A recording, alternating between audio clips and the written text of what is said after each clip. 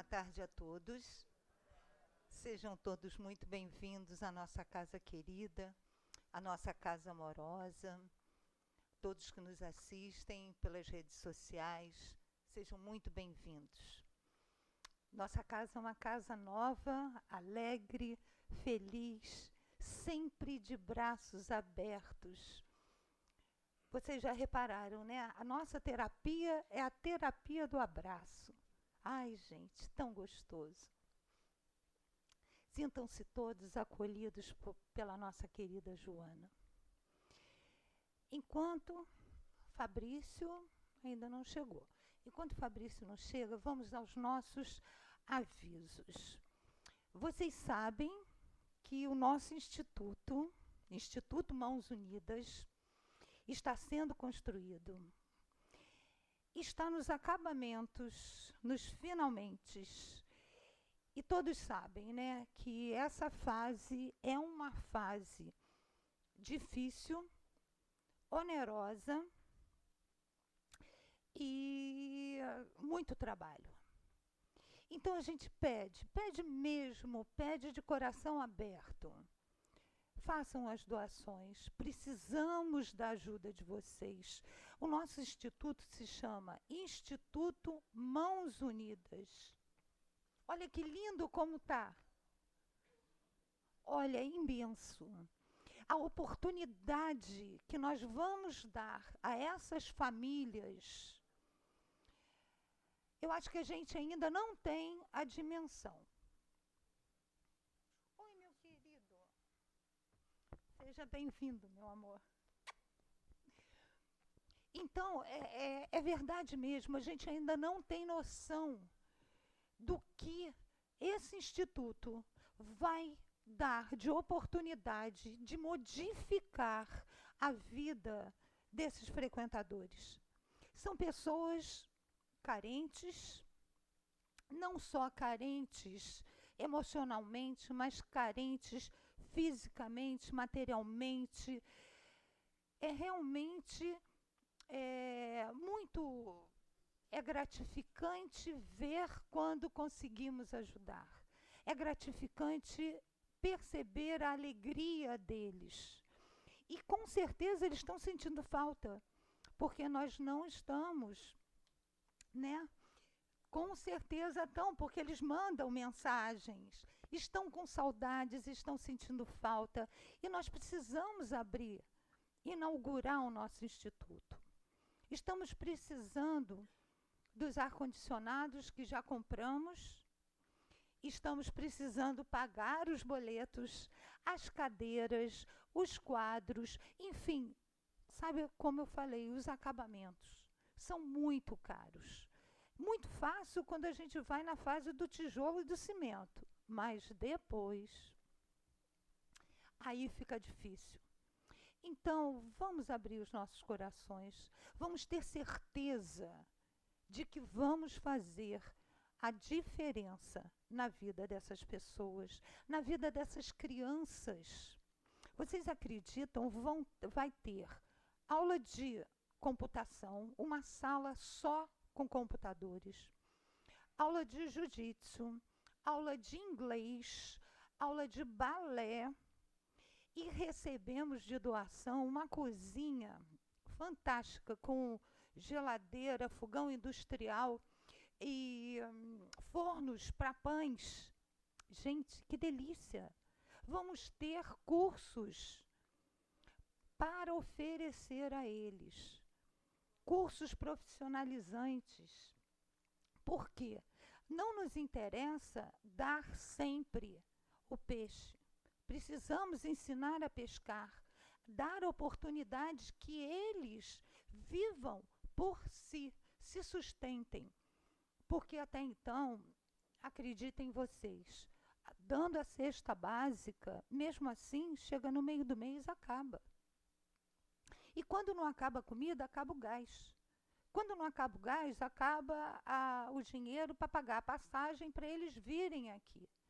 Então, o Instituto, dentro da comunidade, vai possibilitar a eles de frequentarem mais.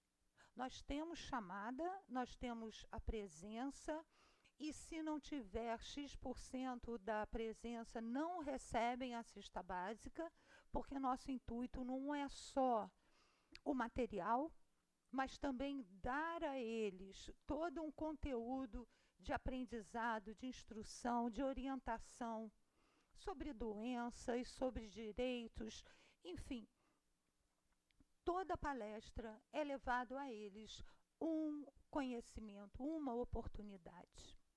Então, nós vamos ter, lembrei agora, de curso para cuidadoras de idosos, né?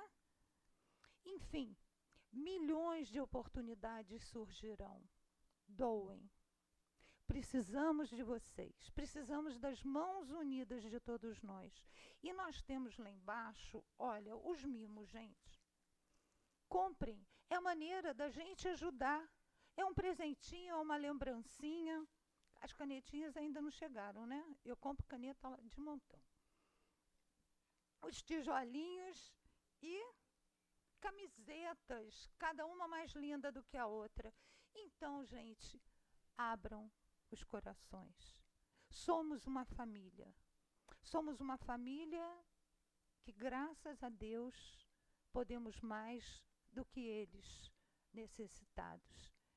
Então, colabore. Ok? Fabrício já está aqui, meu querido. Então, vamos fazer uma prece e passar a palavra ao Fabrício.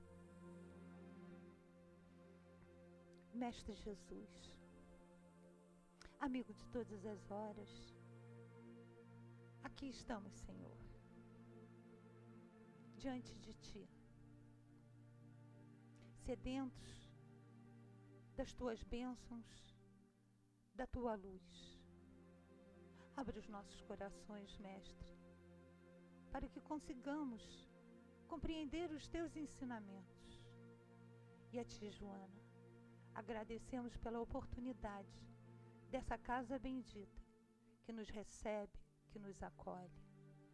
Te pedimos, mãezinha querida, que inspire o nosso querido Fabrício na palestra que ele trouxe para nós na tarde de hoje.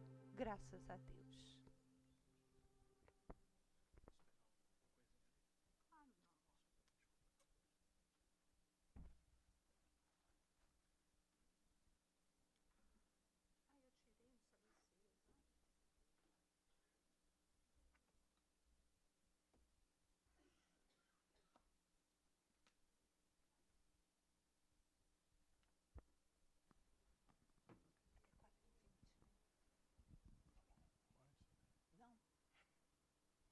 Eu estava, na verdade, boa tarde a todos e a todas. Sabia que o Nelson estava aqui, então estava tentando fazer eu chegar atrasado para o Nelson me substituir, mas a diretoria da casa me esperou, então não consegui. Ele está sentado lá atrás, risonho, olha lá ele lá. Ó. Enfim, seria bem melhor para vocês, certamente, mas a gente vai conversar um pouquinho hoje. Perdão pelo atraso. A nossa intenção, a escolha do tema que a gente colocou, não é um tema, né? Nem é uma palestra, é uma reflexão, é amemos uns aos outros. Palavras do nosso Senhor Jesus Cristo, amemos uns aos outros, assim como eu vos amei. E a gente vai conversar bastante sobre o tema amor. Vira e mexe, a gente tem que lembrar de amar, do amor, do significado dessa palavra e principalmente da prática relacionada a ela. Então, vamos tentar fazer um pequeno apanhado do significado da palavra amor. Parece um clichê, ok, eu já sei que eu tenho que amar, já sei que Jesus Cristo muito nos amou, já sei que tem muita coisa para fazer, mas a pergunta que vem à mente quando a gente fala da questão do amor, e cada vez mais, e particularmente nos tempos em que vivemos, quando a gente se depara com um tema como esse, ou com um termo desse, é o que significa realmente amar, né? O amor, muitas vezes, ou a utilização dessa palavra, desse verbo amar, ou, enfim, substantivo, ou o que quer que seja, está cheio nas falas espirituais ou religiosas, ou está inscrito ou circunscrito nos ambientes familiares, entre aqueles que têm alguma relação pessoal. Mas a pergunta será que há lugar para conjugar o verbo amar no seu ambiente de trabalho? há lugar para conjugar o verbo amar dentro do seu condomínio, quando você pega um motorista de aplicativo, quando você recebe uma comida no aplicativo? E de que forma a gente pode manifestar esse amor, ou como é que de fato a gente tem que se perceber amando em ambientes tão diferentes, com pessoas tão diferentes, em momentos tão diferentes, quanto aqueles que já tradicionalmente não precisamos falar sobre o amor daqueles que de fato fazem parte da nossa relação pessoal. E eu gostaria de gastar um tempinho, ou de investir um tempo com vocês na reflexão sobre isso hoje. E trazer a atenção, ainda que estejamos dentro do ambiente cristão e espírita, evidentemente, mas o que o Novo Testamento e alguns dos seus personagens, por vezes pouco lembrados, nos ensinam a respeito disso. Porque dos 27 livros do Novo Testamento, a gente usa muito os 4 primeiros, né? Mateus, Marcos, Lucas e João, os evangelhos. Mas o Novo Testamento tem uma série de figuras, de personagens, que demonstraram, viu, meus irmãos, o amor. E eles efetivamente podem nos ensinar como é que a gente ama uns aos outros, nos mais diferentes aspectos e significados da nossa vida.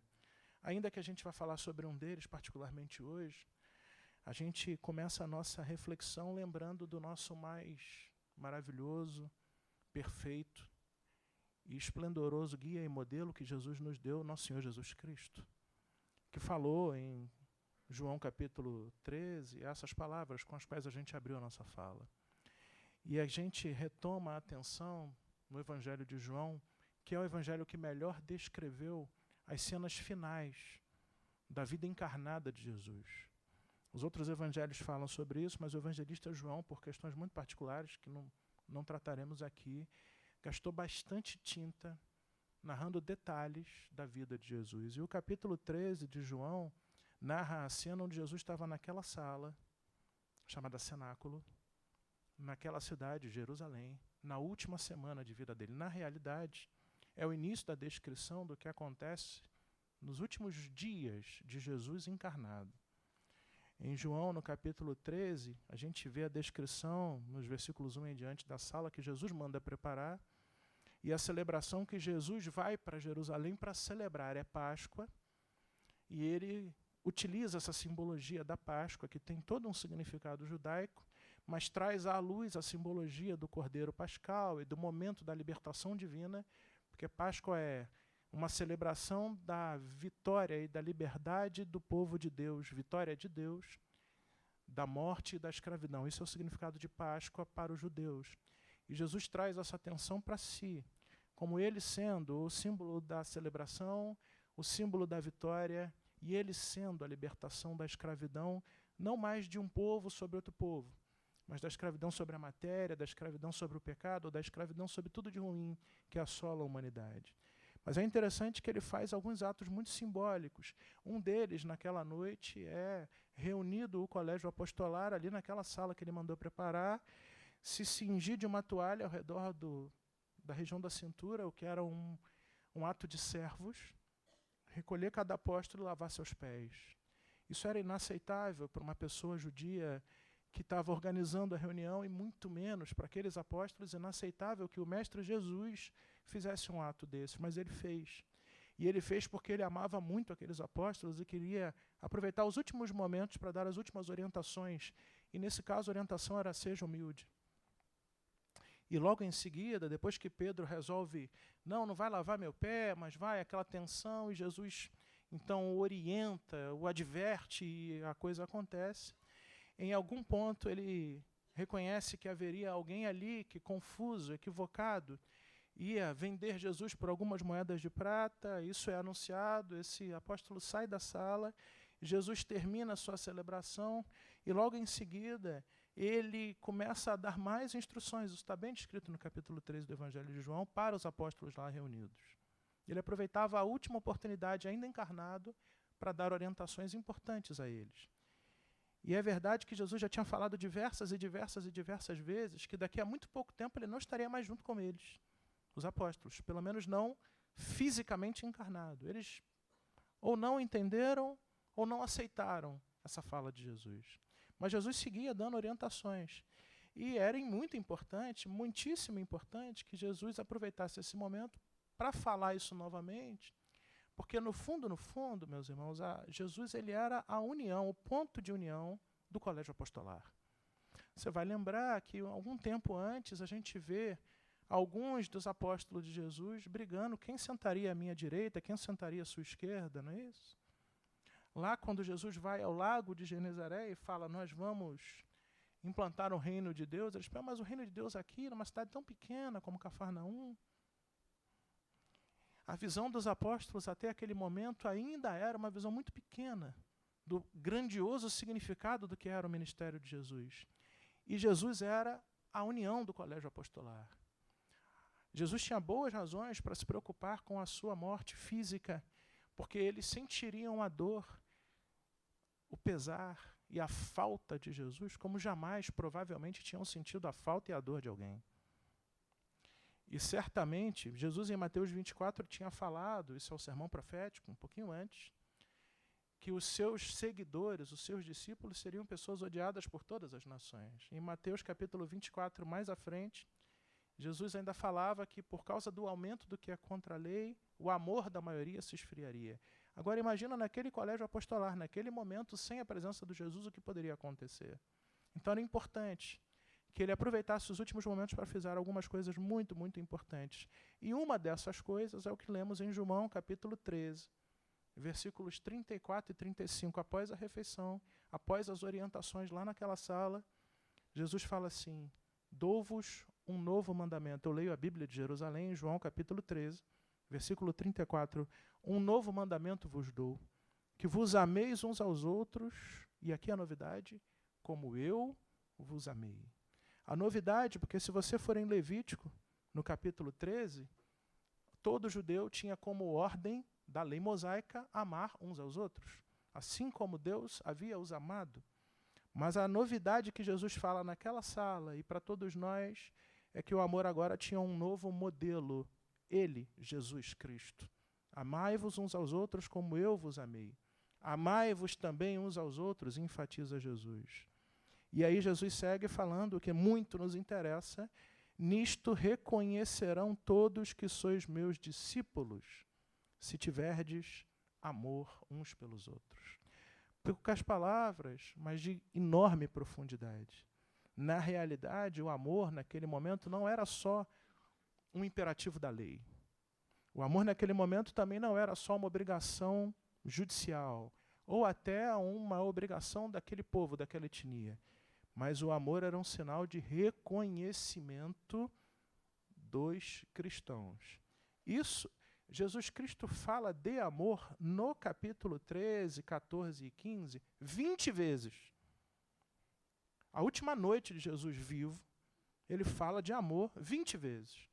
Só no 13, já lemos aqui, quando a gente vai para o 15, versículo 12, ele fala de novo, no 15, versículo 17, ele fala de novo. Isso parece indicar alguma coisa. No finalzinho da vida encarnada dele, enquanto ele ainda podia falar e ser ouvido por todos, qual era a coisa mais importante que Jesus estava deixando para aqueles apóstolos e para todos os cristãos depois? A necessidade de amar. E é interessante porque, na realidade, o amor aqui, a palavra usada por Jesus é a palavra grega ágape. O grego tinha diversas palavras para amor. Você tem o amor eros, que é o amor lascivo, o amor da relação sexual. Você tem o amor filia, que é o amor entre pai, mãe, filho e filha. E o amor ágape, que é o amor mais completo. É geralmente o amor associado à relação com Deus, com a divindade, com o sagrado. Jesus estava dizendo que o amor era uma identificação do cristão. Esse amor nos interessa. Eu entendo que falo numa casa espírita, portanto cristã, e falo para pessoas que ou são cristãos, ou apreciam o cristianismo, ou estão em busca de reconhecer e entender e talvez praticar o cristianismo hoje. Portanto, esse amor nos interessa, porque Jesus Cristo, como lemos aqui, e eu estou no texto, diz que o que identificaria o movimento que ele iniciava não era nada diferente do amor. Não era aqueles que falavam mais a respeito dele. Não era aqueles que seguiam a linhagem dos apóstolos, também não seria aqueles que eram originalmente judeus, ou mesmo aqueles que conseguiam fazer atos e fazer coisas e falar coisas da forma que Jesus falava. Não. O texto é claro, Jesus reconhece que aqueles seriam seus verdadeiros seguidores e seriam identificados por muito amarem. Por meio disso, saberão todos que sois meus discípulos, se tiverdes amor entre vós. Portanto, isso nos interessa. O argumento de validade do porquê falar do amor está dado. Mas, efetivamente, o que significa amar, como falamos, né? A gente fala muito facilmente hoje, eu te amo, entre marido, esposa, filhos, enfim. Mas o que significa isso? Eu penso que o apóstolo Paulo, ainda no Novo Testamento, tem a melhor definição de amor que já vi na minha vida. Escrevendo a uma comunidade problemática, a comunidade de Coríntios, capítulo 13, o apóstolo Paulo fala, e o apóstolo Paulo, que era um cristão, e vamos ver aqui o quanto ele experimentou esse símbolo identificador do cristianismo, a saber, o amor ágape. Usando a palavra ágape, ele fala que o amor é paciente, o amor é bondoso. O amor não é ciumento, não é vaidoso, não é orgulhoso, não se conduz de forma inconveniente, ou seja, o amor tem simancol. O amor não busca seus interesses, o amor prioriza o interesse dos outros, o amor não se irrita, não se ressente do mal, veja a definição de Paulo, não se alegra com a injustiça, se alegra com a verdade. O amor tudo sofre, tudo crê, tudo espera, tudo suporta. O amor jamais acaba. Em quem você acha que Paulo se inspirou para essa definição de amor? Jesus. Agora, conceitualmente, a gente pode até entender esse amor maravilhoso de Paulo, mas o nosso interesse aqui é um pouco maior, né? Como é que a gente vive esse amor? Esse é o ponto. Porque é muito bonito, né, Laura? A gente conceituar amor, dizer que ama, reconhecer a necessidade, mas e na prática, na vida real, no dia a dia? Abril de 2024, Rio de Janeiro, Barra da Tijuca. Como é que faz? Quando a gente sair dessa sessão, que evidentemente aqui é relativamente mais fácil fazer e falar e praticar amor. Estamos numa casa espírita, sob oração, é por isso que a gente começa e termina com uma prece. Daqui a pouco nós estaremos debaixo de um serviço de passes e deve ter uma centena, talvez mais, de espíritos benfeitores aqui junto conosco, trabalhando conosco e em nós. Mas e lá? E logo mais? E amanhã? Né? E naquela reunião de família? Né? E na reunião de condomínio? Reunião de condomínio é um desafio de praticar amor, a gente sabe disso. Como é que faz? Né? Como é que faz? Eu gostaria de chamar a atenção, trazendo um texto do Evangelho segundo o Espiritismo. Kardec tratou disso. No Evangelho segundo o Espiritismo, capítulo 15, depois de você ler, nós vemos a única mensagem. O Evangelho segundo o Espiritismo é organizado com um conjunto de textos do Novo Testamento, depois Kardec comenta, e logo em seguida ele reúne instruções dos Espíritos e coloca mensagens que ele recebeu por psicografia, que ele entende que são associadas àquele tema. O Evangelho segundo o Espiritismo, no capítulo 15, no item 10, tem uma mensagem do apóstolo Paulo. Esse, que definiu o amor. São poucas as mensagens que o apóstolo Paulo deixou como psicografia direta e que Kardec coloca no Evangelho. E quem conhece a tradição da leitura judaica, em particular o Antigo Testamento, a gente percebe que é um judeu que está falando. Nós estamos discutindo isso no grupo de segunda. Né? Olha só a mensagem. Meus filhos, isso é uma psicografia. Na máxima, fora da caridade não há salvação, estão encerrados os destinos dos homens, na terra e no céu.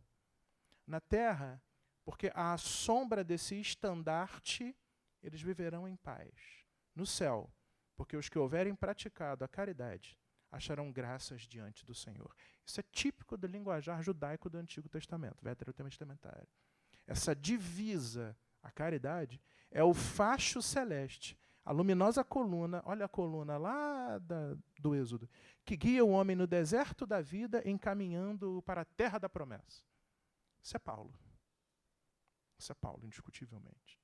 E Paulo, a mensagem é grande, eu só trouxe esse início, mas ele começa já dizendo assim, fora da caridade não há salvação. Lema esse que dá título ao capítulo do Evangelho segundo o Espiritismo. Portanto, o que se quer dizer no Evangelho segundo o Espiritismo, em Paulo, no Novo Testamento e em Jesus? Você quer praticar o amor de Coríntios 13? Tem uma boa forma de fazer isso, que a Laura começou falando. Caridade.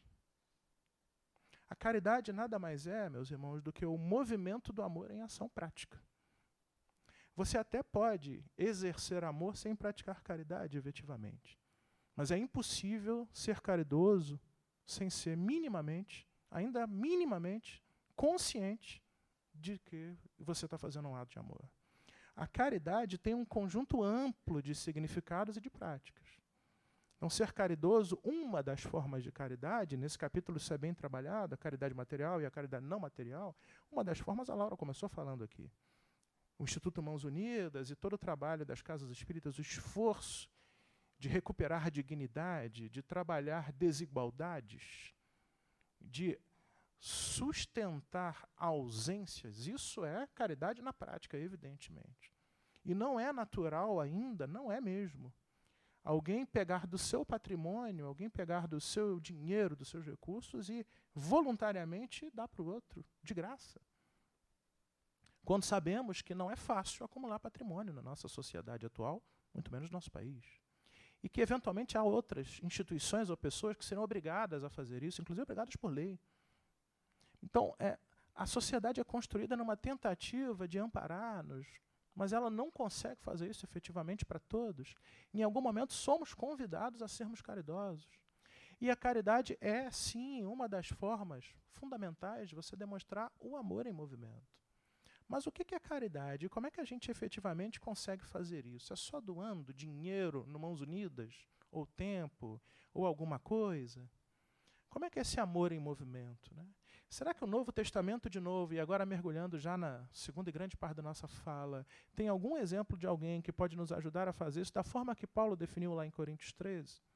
Ou talvez da forma que Jesus estava pensando lá no cenáculo em nos identificar? O Novo Testamento tem vários atores principais. O principal mesmo é Jesus. Mas tiveram outros muito importantes. Dentre eles, já falamos um, Paulo.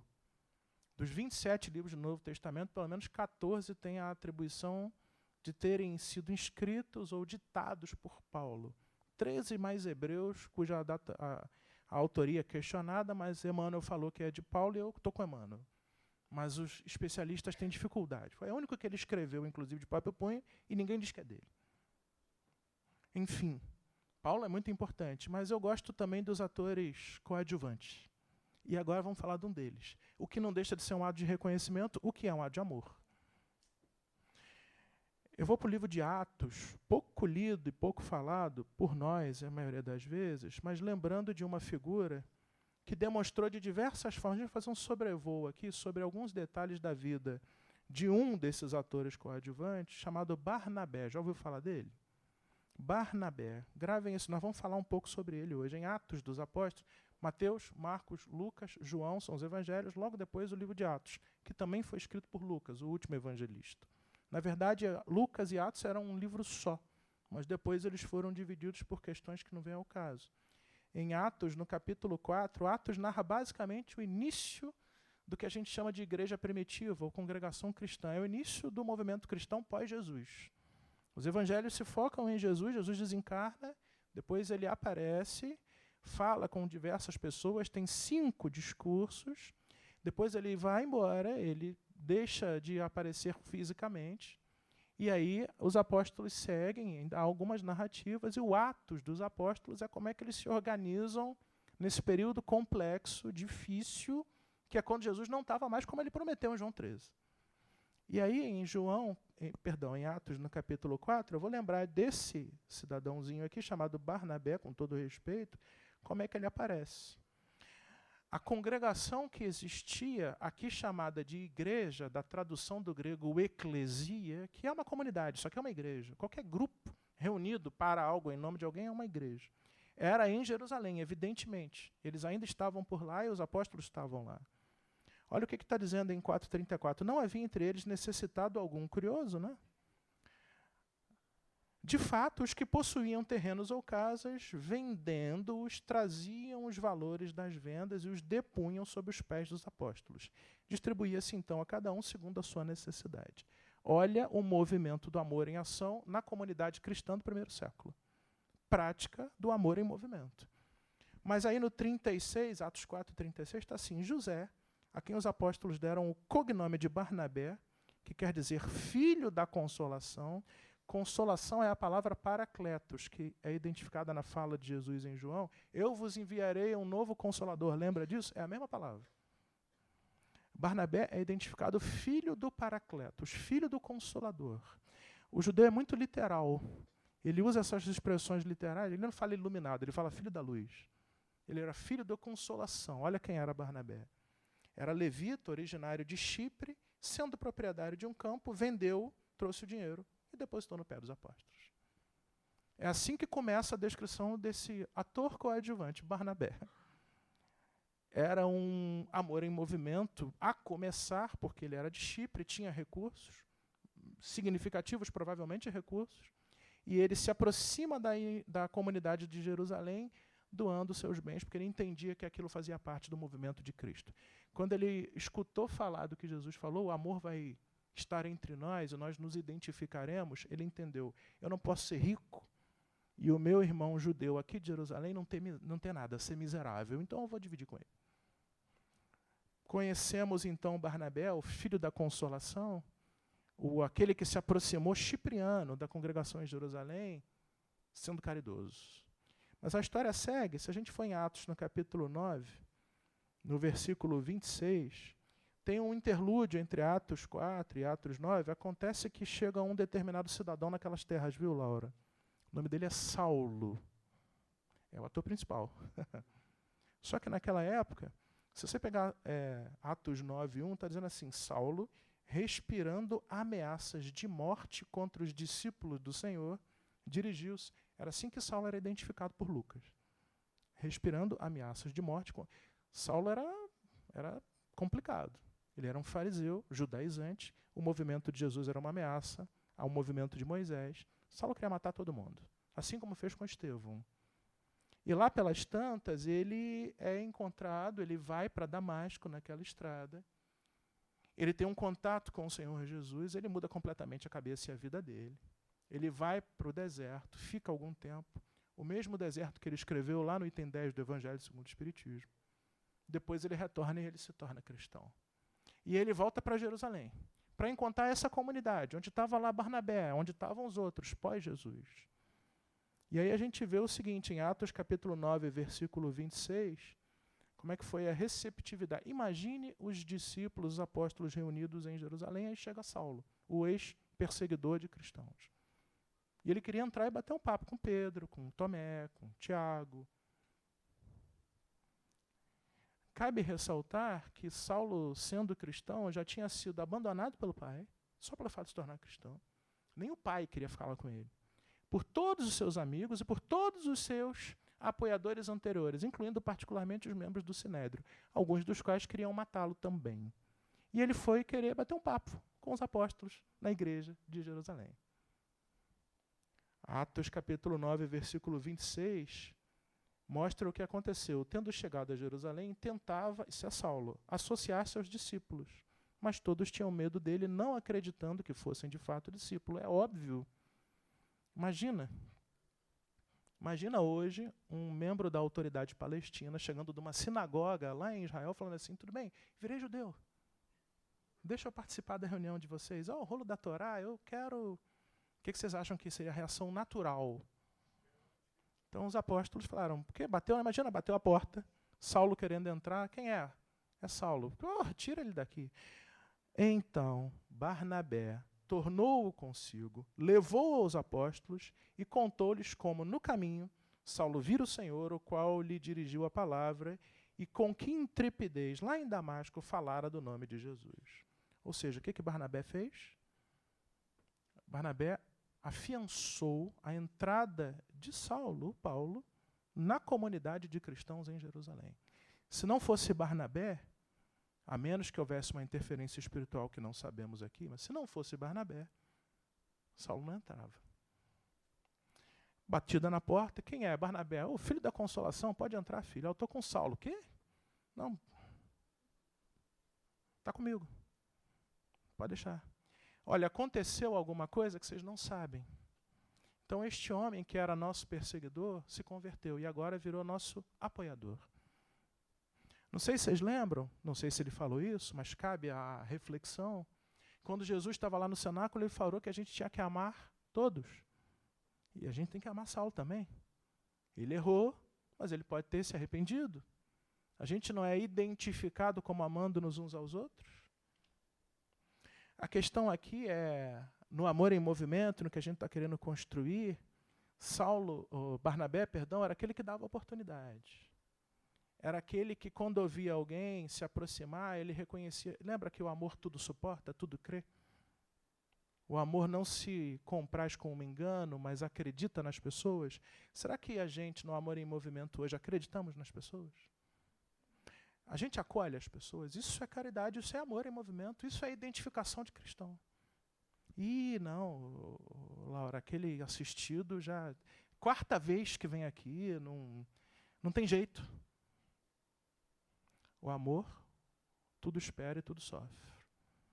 Ou aquele filho que, na sua opinião, já perdeu a chance, ou as chances, de fazer o que tinha que fazer.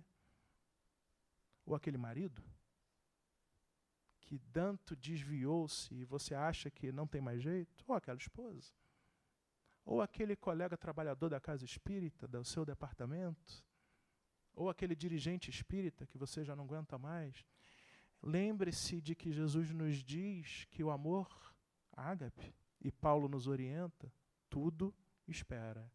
Barnabé confiou em Saulo. A verdade é que o amor suporta, o amor tudo crê, o amor dá crédito nas pessoas. E se a gente, dentro da casa espírita, não puder refletir que nosso papel como cristãos é dar crédito para alguém, por exemplo, que chega aqui, onde é que essa pessoa vai ter crédito? Numa delegacia de polícia?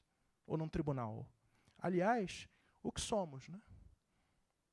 Cristãos ou juízes? Somos pessoas que amam as outras ou somos pessoas que nos preocupamos com os atos das outras? Vamos lembrar de Jesus. Ele teve vários exemplos que ele podia julgar muita gente. Como fez ele? Não precisamos citar vários casos aqui.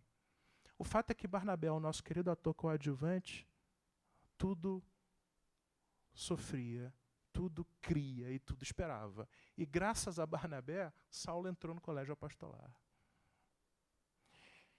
Se na casa espírita, meus irmãos, não houver oportunidade ou lugar de recomeço, onde vai ter essa oportunidade? E saindo mais, entendendo que a nossa casa é um lar cristão, se na nossa família ou na nossa casa não houver lugar de recomeço, onde mais haverá? Atos capítulo 11 segue a história de Barnabé. O que acontece aqui é que, em função de questões sociopolíticas, houve uma perseguição e os judeus se espalharam e também os cristãos. E aí os cristãos vão para longe, muito longe. Chegam até Antioquia. Existiam várias Antioquias. Existia uma no Egito e uma lá em cima, na Síria. Eles vão para lá, alguns vão para lá. Inclusive lá nós encontramos alguns cristãos que tiveram contato com outros que não eram judeus, eram gentios, gentio ou não judeu. Eram gregos, eram ciprianos, eram sírios, eram mesopotâmios, eram de diversas outras nacionalidades, crenças, e eles começaram a falar de Jesus e eles se tornaram cristãos. Fundou-se uma comunidade lá em Antioquia, no norte. Quando os apóstolos de Jerusalém souberam disso, falaram, a gente tem que saber o que está acontecendo lá, o que era natural. Quem vocês acham que eles mandaram lá para ver o que estava acontecendo? O filho da consolação, Barnabé. Barnabé foi para lá. A gente lê o seguinte em Atos capítulo 11, versículo 19. Deixa eu buscar aqui. Aqueles que haviam sido dispersos desde a tribulação que sobreviera por causa de Estevão, que foi Saulo que mandou lá atrás, foram para Fenícia, para Chipre, Antioquia. Havia entre eles, porém, cipriotas, sirineus. Estes, chegando a Antioquia, falaram também aos gregos, anunciando-lhe a boa nova. A mão do Senhor estava com eles, e grande foi o número daqueles que abraçaram a fé e se converteram. Ora, versículo 23, quando chegou, versículo 22, a notícia chegou aos ouvidos da igreja em Jerusalém, e eles enviaram Barnabé. Olha o que acontece. Quando chegou e viu a graça que vinha de Deus lá, alegrou-se, e exortava a todos a permanecerem fiéis ao Senhor com prontidão de coração, pois era um homem bom, repleto do Espírito Santo e de fé. Assim, considerável multidão agregou-se ao Senhor. O que Barnabé fez? Ele tinha duas opções. Colocar regras conforme a igreja de Jerusalém ou consolar, ajudar, orientar, suportar O que lemos aqui em Atos que ele fez? A segunda opção. Por quê? Porque Barnabé entendia que o papel do cristão, baseado no amor, era dar suporte. Barnabé não pegou um daqueles, desceu e falou, vamos treinar lá em Jerusalém, porque vocês estão num cristianismo meio torto. Devia ser uma confusão danada, de fato, aquela sociedade. Eles estavam distantes do núcleo apostolar, eles eram recém-cristianizados. Provavelmente tinham poucos textos, se é que os textos já estavam disponíveis. Eventualmente algumas cartas, mas enfim. Mas Barnabé fez um movimento de apoio, um movimento de ajuda, um movimento de suporte. Isso é muito, muito fácil de fazer hoje em dia, de entender hoje em dia, de praticar hoje em dia. Quantas pessoas precisam do nosso suporte? Mais do que da nossa diretriz. Quantas pessoas precisam de que a gente pegue na mão e leve? Isso é uma forma de amar. E o verdadeiro cristão, ele tem a responsabilidade de fazer isso. Isso não é só na questão espiritual, isso é na vida. Quantos pais precisam de orientação de pais mais experientes? Quantos funcionários precisam de orientações de funcionários mais experientes? Pô, não sabe nada. Pô, já falei 10 vezes.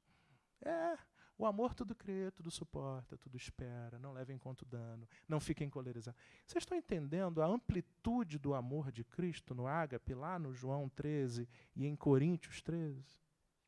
E vocês percebem como Barnabé é um exemplo do amor em movimento na comunidade?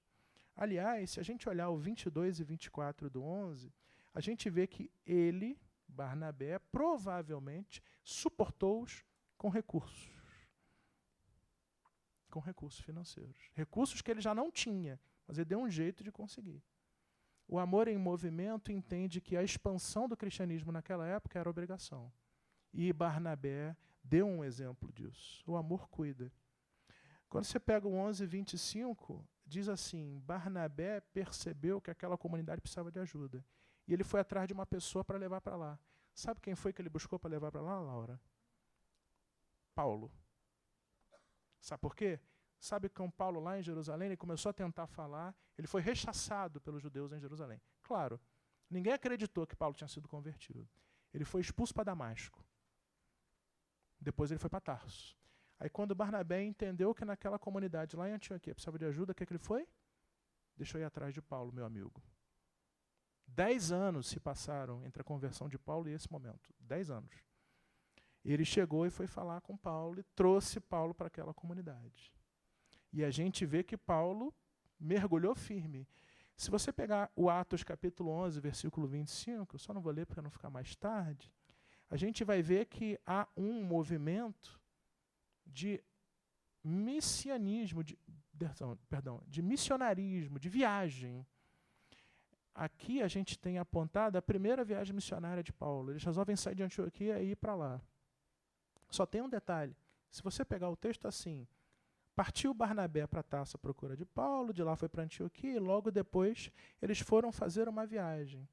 E a viagem missionária, em Atos 13:1, é a viagem, na verdade, de Barnabé. Barnabé lidera o trabalho da viagem missionária. Em Atos 13 diz assim, havia em Antioquia uma igreja com um monte de pessoas, tá? Barnabé, Níger, Lúcio, Herodes e Saulo. Saulo ainda não era o grande, famoso Saulo. E Barnabé pega Saulo e vai viajar com ele. Aí lá pelas tantas, em Atos 13:13, a gente vê uma virada, que é a virada do grande Paulo em Atos.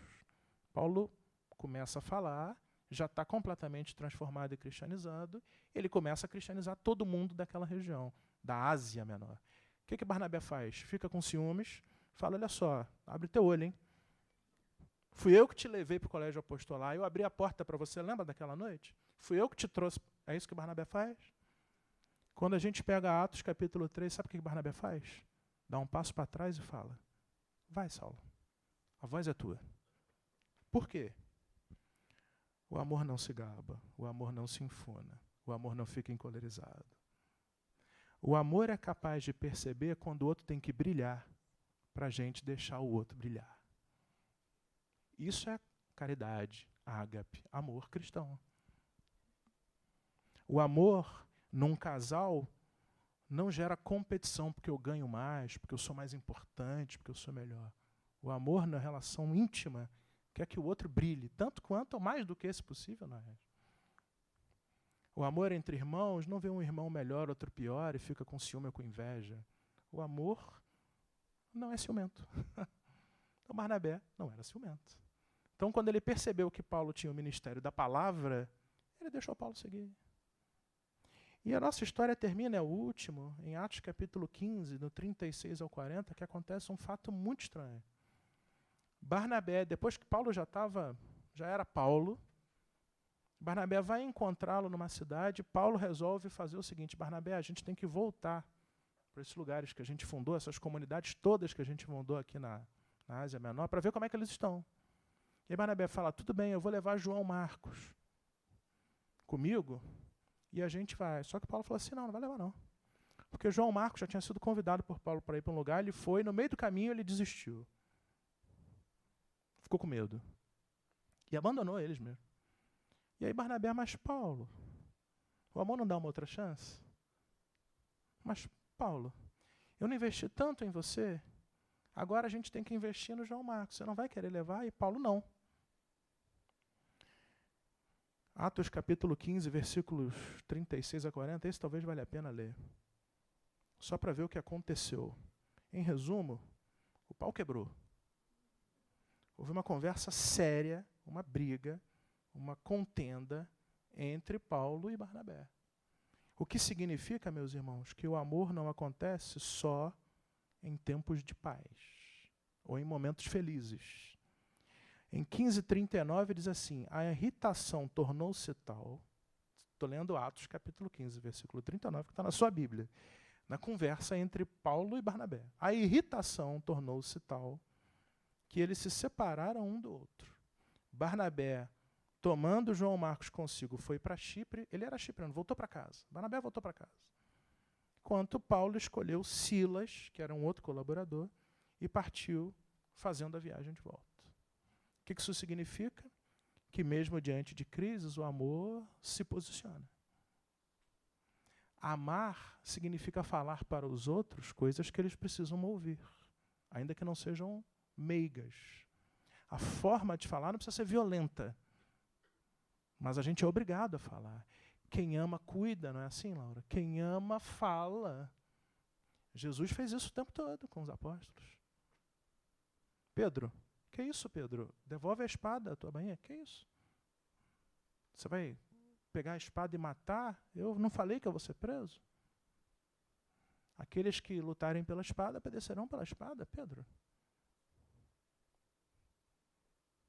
Imagina.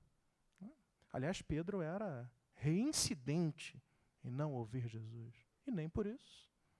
Mas Jesus falava várias vezes, várias vezes, várias vezes. Senhor, não terás absolutamente tal destino. Lembra disso? Para trás de mim, Satanás. Que é isso, Pedro? Eu vou para Jerusalém. Eu tenho que ir para lá.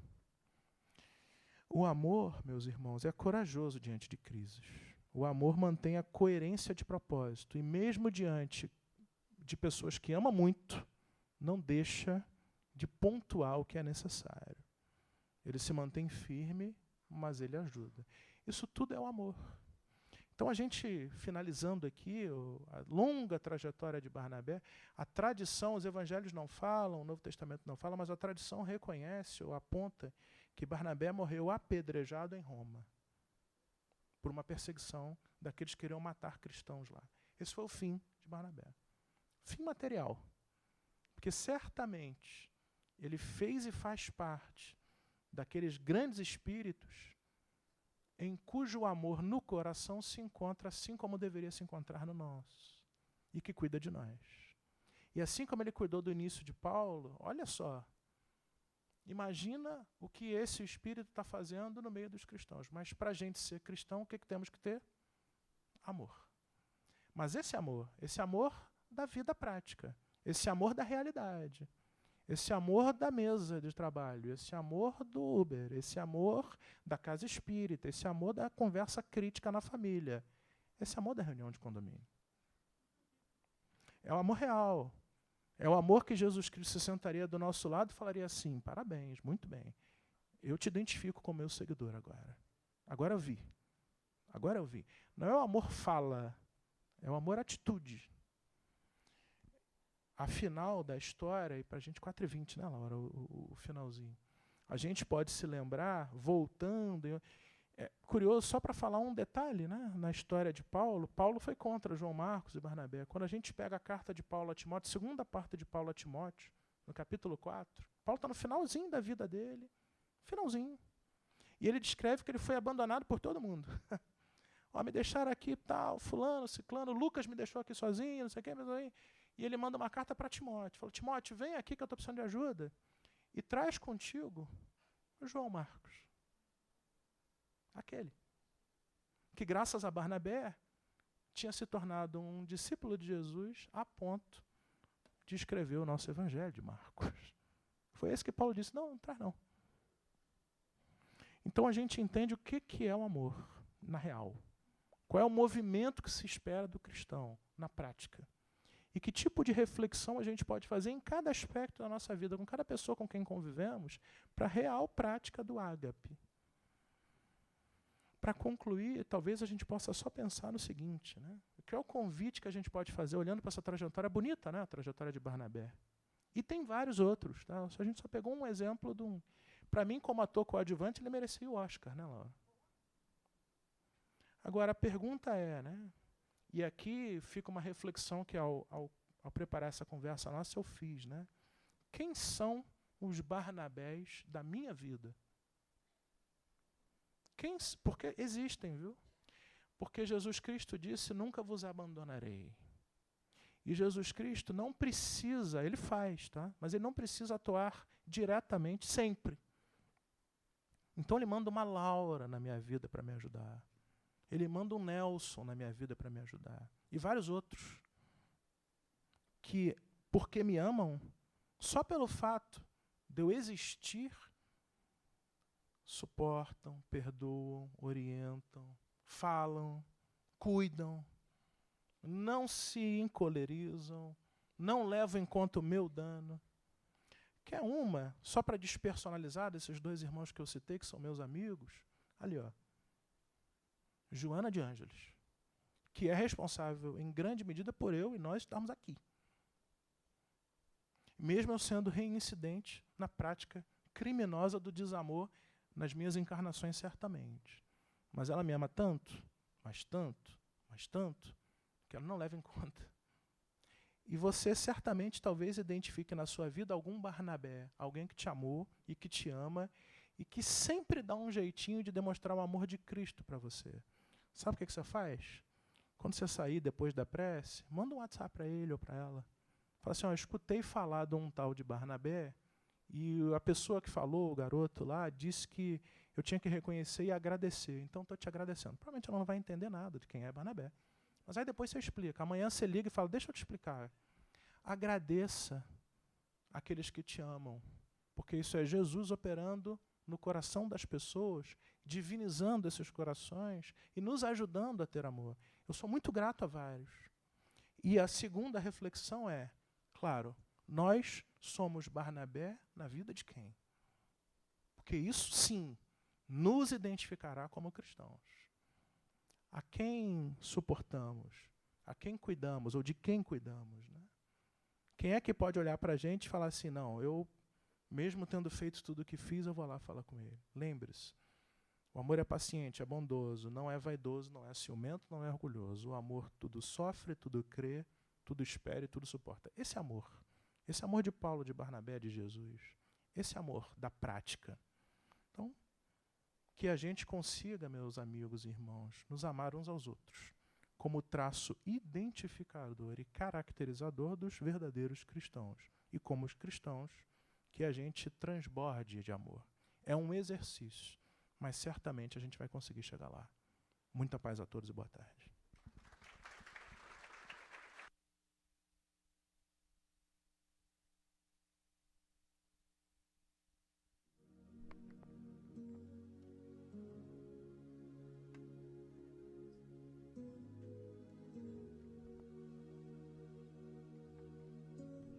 Chegou o momento do passe.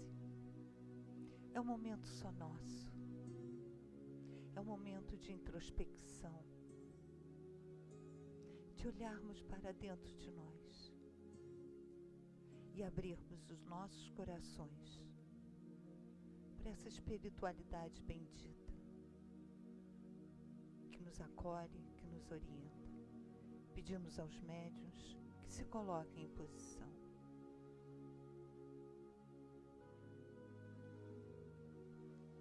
Jesus, Mestre querido, espiritualidade amiga, aqui estamos, diante de Ti.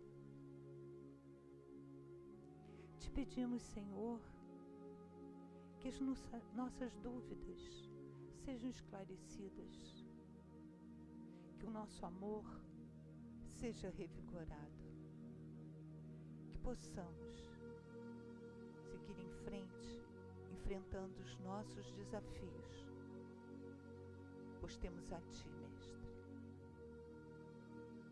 Que as Tuas bênçãos recaiam sobre nós, graças a Deus.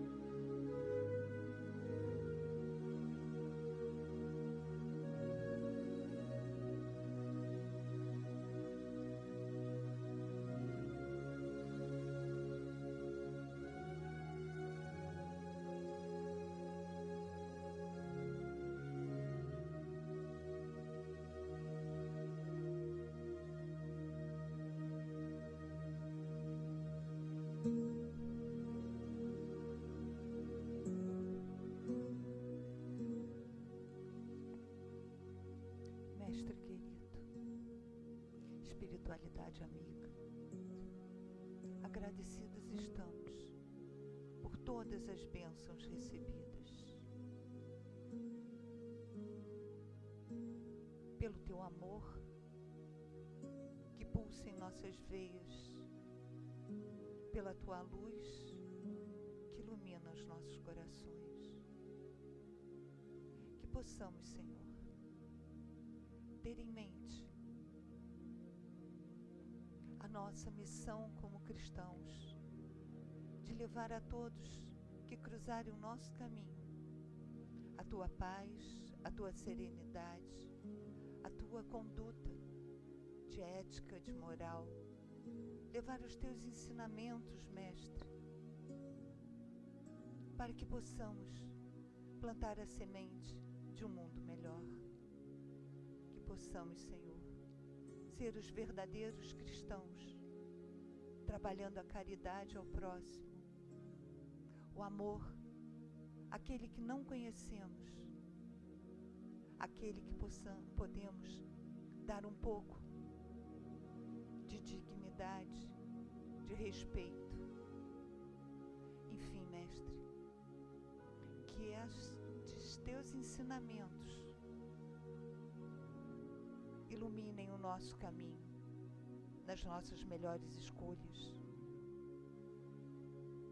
que as nossas dúvidas sejam iluminadas por Ti. O que o Mestre faria, assim também eu farei.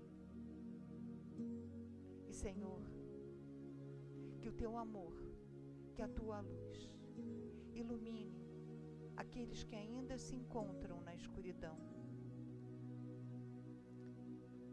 que sejam levadas a esperança aos hospitais, que a Tua luz ilumine a consciência daqueles que ainda se encontram no caminho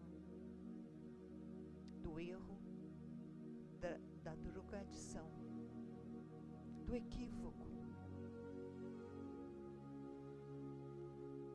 E assim, Mestre, o Teu amor, a Tua luz iluminando o nosso planeta, conseguiremos seguir em frente com Teu postulado. Assim, te pedimos que os endereços nas caixinhas sejam visitados pela essa espiritualidade amiga, trabalhadora da nossa casa, levando o que necessitam, o que precisam, aqueles endereços. Assim, Mestre, aqui estamos, discípulos Seus, trabalhadores da última hora, que possamos executar a nossa missão de levar a todos os Teus ensinamentos. Esteja conosco, Mestre, hoje e sempre, graças a Deus.